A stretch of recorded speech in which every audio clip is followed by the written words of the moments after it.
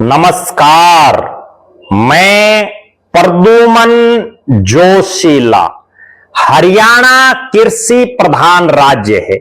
हरियाणा को खेती किसानी का राज्य कहा जाता है और यहां का किसान अपने हकों को लेकर के लगातार आवाज बुलंद करता रहा है और किसानों को जब भी कोई राजनीतिक दल या नेता आगे बढ़ करके उनकी मांगों का समर्थन कर दे, उनके लिए हर मोर्चे पर खड़ा हो, तो किसानों का जोश, किसानों का उत्साह देखने को मिलता है। और यही एक कारण है कि हरियाणा प्रदेश के किसान जिसको चाहें उसे सिरमौर बना देते हैं और जिसे चाहें उसको सत्ता से हटा देते हैं।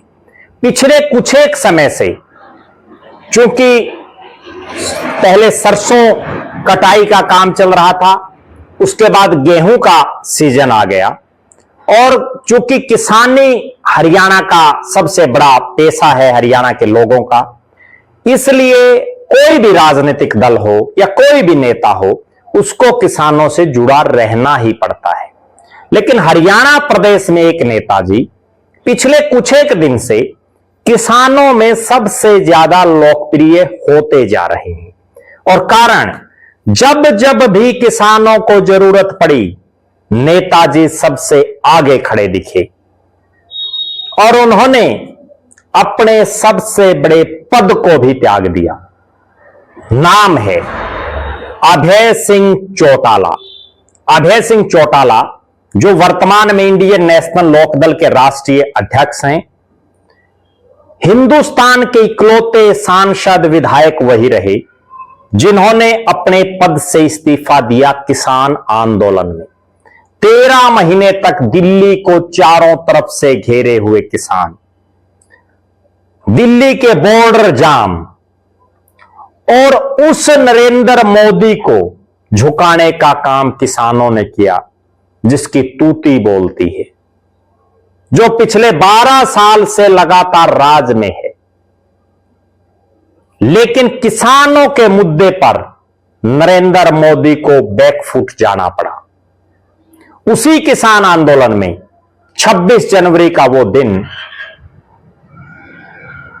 जब अभय सिंह चौटाला ने इस्तीफा दे दिया था, उन्होंने 26 जनवरी से कुछ दिन पहले ऐलान किया कि अगर 26 जनवरी तक किसानों की मांगें नहीं मानी गई तो वो प्रदेश की सबसे बड़ी पंचायत विधानसभा से विधायक पद से इस्तीफा दे देंगे। और वो विधायक जो अपनी पार्टी का केवल एक विधायक, इकलौता विधायक, पार्टी जीरो हो गई अभय सिंह चौटाला की जुबान के चलते विधानसभा में। लेकिन जुबान है तो जुबान जहान है। अभय सिंह चौटाला ने जुबान दी, विधानसभा से इस्तीफा दिया, फिर उपचुनाव हुआ, अभय सिंह चौटाला जीत गए। 2024 का विधानसभा चुनाव आया, इंडियन नेशनल लोकदल की केवल 2 सीटें आई, खुद अभय सिंह चौटाला को लोगों ने चुनाव हरा दिया। लेकिन उसके बावजूद भले ही किसान आंदोलन में इस्तीफा देने का कोई राजनीतिक फायदा अभय सिंह चौटाला को ना हुआ हो, लेकिन चूंकि वो किसान कौम में जन्मे हैं, वो किसानों के सबसे बड़े नेताओं में शामिल चौधरी देवीलाल के परिवार में जन्मे हैं, चौधरी देवीलाल के पोते हैं, उस नाते उन्होंने फिर ठान लिया कि चाहे राजनीतिक नुकसान कितना ही हो, कोई फायदा ना हो, लेकिन किसानों के लिए हर कदम पर उनके साथ खड़े रहना है।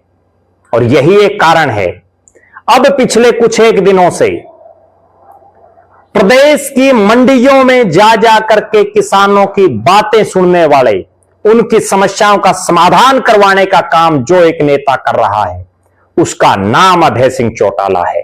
प्रदेश की सैनी सरकार ने किसानों की फसल खरीद को लेकर के बायोमेट्रिक से लेकर ट्रैक्टर का नंबर तक की कई कंडीशनें लगा दी और उसके बाद इंडियन नेशनल लोकदल के राष्ट्रीय अध्यक्ष अभय सिंह चौटाला ने ऐलान किया कि वो खुद प्रदेश की मंडियों में जाएंगे और प्रदेश की मंडियों में जाकर के सरकार को ना केवल चेताएंगे बल्कि अधिकारियों को भी सुधरने की बात कहेंगे। और वो बिना अंगूठा लगाए, बिना नंबर के ट्रैक्टर पर मंडी में अपनी फसल ले जाएंगे। अभय सिंह चौटाला के इस ऐलान के बाद उन्होंने चाहे हांसी की मंडी हो, चाहे हिसार की हो, चाहे फतेहाबाद की हो, चाहे सिरसा की हो, कैथल के, कुरुक्षेत्र की, अंबाड़ा की, अलग अलग इलाकों में जहां जहां भी वो गए, वहां वहां किसानों को फायदा हुआ। किसानों के अधिकारी कर्मचारियों ने सुननी शुरू कर दी और अभय सिंह चौटाला ने डंके की चोट पर कहा कि वो सरकार को झुकाना जानते हैं। बुजुर्गों की पेंशन जब कटी तो उन्होंने एक हुंकार भरी कि 20 फरवरी को चंडीगढ़ में जब विधानसभा का सेशन शुरू होगा तो वो पंचकुला में बड़ा महापड़ाव करेंगे। और सरकार हिल गई, हलचल मच गई, अपना फैसला बदलना पड़ा।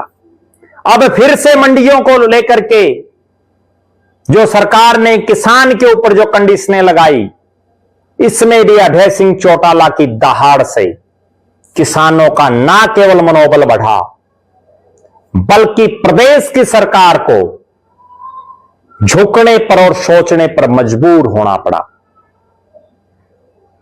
जिस तरह से अभय सिंह चौटाला लगातार किसानों के हर मुद्दे पर आगे खड़े दिखते हैं, उससे यह स्पष्ट है कि चाहे राजनीतिक फायदा हो या ना हो, लेकिन किसानों के लिए अगर कोई शख्स खड़ा है तो वो अभय सिंह चौटाला है। और वो अभय सिंह चौटाला जो ना खुद विधायक है ना सांसद है, उसकी पार्टी का कोई सांसद नहीं है, केवल 2 विधायक हैं। सोचो अगर ये 2 की बजाय 20 हो या 2 से ये 46 हो तो अभय सिंह चौटाला क्या कर सकता है। बड़ी सोचने वाली बात है। किसान के मुद्दे पर कोई भी राजनेता हो, उसमें कमियां भी होती हैं। अक्सर विपक्षी नेता उनकी कमियों को टारगेट करते हैं, लेकिन उनमें एक अच्छापन क्या है वो भी तो जनता के सामने आना चाहिए। अभय सिंह चौटाला जो एक जुबान पर जो कह देते हैं उसको पूरा करने का काम करते हैं। वो चाहे प्रदेश की विधानसभा से इस्तीफा देने की बात हो या किसानों की मंडियों में जो फसलें बेचने को लेकर के इतने बड़े स्तर पर जो किसान परेशान थे, उनकी परेशानी को दूर करने के लिए जो ऐलान अभय सिंह चौटाला ने किया उसको पूरा करने का काम किया। निश्चित रूप से हरियाणा प्रदेश का किसान जो जिस भी नेता का हाथ पकड़ लेता है, जिस भी नेता को आगे करके चल पड़ता है, उसको सत्ता तक पहुंचा देता है। बहुत उदाहरण हैं हरियाणा प्रदेश में, ऐसे ऐसे उदाहरण हैं जिनकी लोग ये सोच नहीं सकते थे कि ये आदमी भी कभी विधायक बन सकता है। उनको किसानों ने केवल एक मुद्दे पर प्रदेश की सबसे बड़ी पंचायत में भेज दिया, देश की संसद में भेज दिया। जिस तरह से अभय सिंह चौटाला किसानों को लेकर के लगातार सड़क से लेकर के और प्रदेश की विधानसभा तक संघर्ष करते रहे हैं, आज सड़कों पर संघर्ष कर रहे हैं, उसको लेकर के आप दर्शकों का क्या मानना है? अपनी बेबाक राय जरूर रखें। इंडियन नेशनल लोकदल के राजनीतिक भविष्य को लेकर के आप क्या सोचते हैं? जरूर अपनी राय कमेंट करें। और जिस तरह से अभय सिंह चौटाला किसानों को लेकर के, किसानों की समस्याओं के समाधान को लेकर के मंडियां हो या सड़क हो या प्रेस कॉन्फ्रेंसों के माध्यम से अपनी बात रख रहे हैं, आपकी नजर में प्रदेश में कोई और नेता आपको नजर आ रहा हो तो जरूर कमेंट करें। और अभय सिंह चौटाला इस मामले में अकेले नहीं हैं, उनकी पार्टी के और भी नेता लगातार मंडियों में जा जा करके किसानों की आवाज बुलंद कर रहे हैं। पार्टी के राष्ट्रीय संगठन सचिव और नारायण से विधानसभा चुनाव में प्रत्याशी रहे उमेद सिंह लोहान लगातार अभय सिंह चौटाला के दौरों में साथ हैं और उनके इतर भी वो अपने इलाके की मंडियों में लगातार जा रहे हैं। इसी तरह से पार्टी की महिला प्रभारी सुनैना चौटाला भी लगातार किसानों के बीच रह करके उनकी समस्याओं को उठा रही हैं, उनके समाधान का प्रयास करवा रही हैं। आप दर्शक क्या मानते हैं? अपनी बेबाक राय जरूर रखें। बहुत बहुत धन्यवाद। आपका अपना प्रद्युमन जोशीला।